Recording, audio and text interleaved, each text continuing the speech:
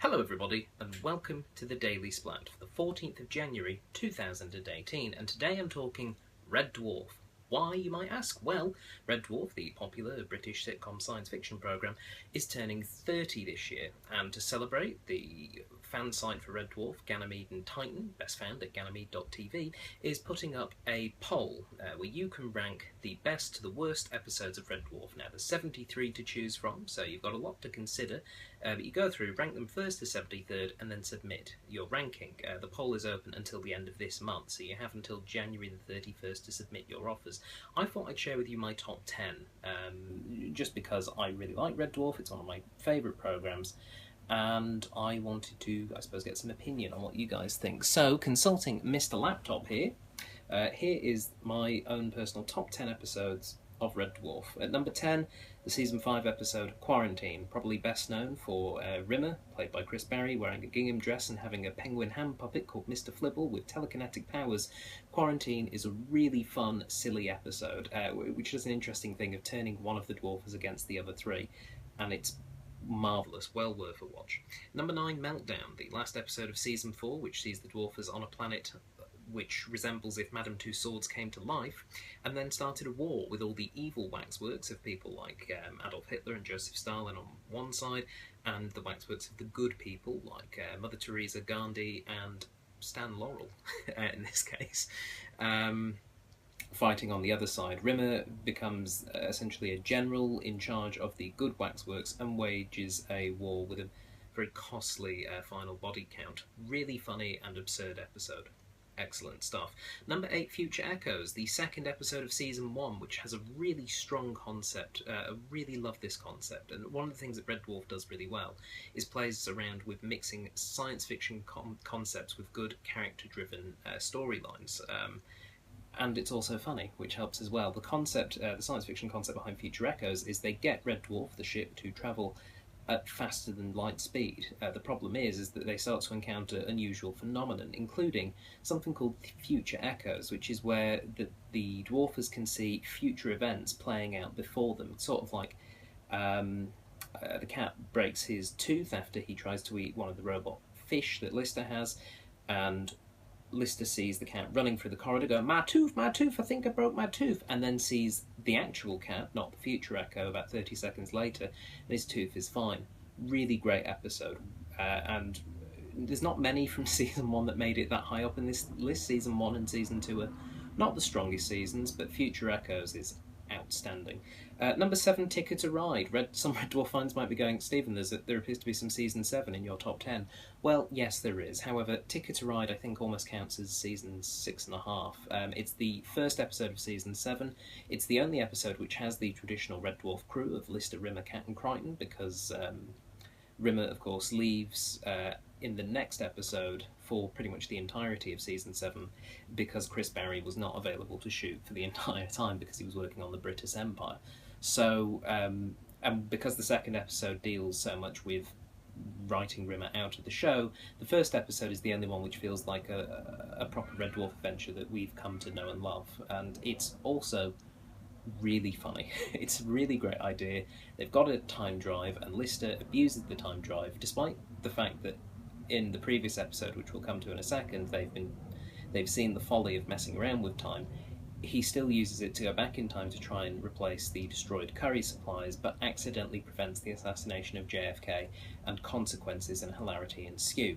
Episode 6 is that previous episode in my top 10 list, Out of Time. It's the final episode of Season 6, and the dwarfers discover the time drive, but they then are visited by their future selves, who have been living using the time drive for about 20 years, I believe, and they've become horrible people. They've become pompous, they've become arrogant, they've become essentially people who are used to the finer things in life, but they associate with some of the worst people. Like, I believe they play tennis with Hermann Goering.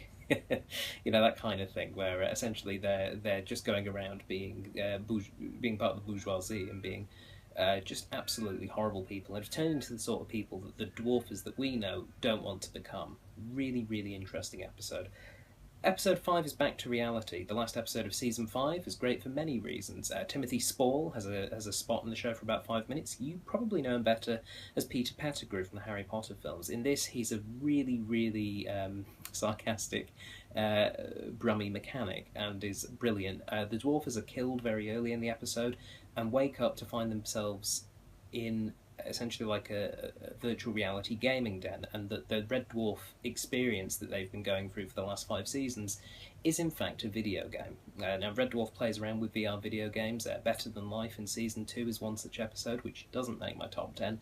But playing around with the idea that the whole show has been part of this video game experience is just a really... Again, it's a strong concept. It's very funny and...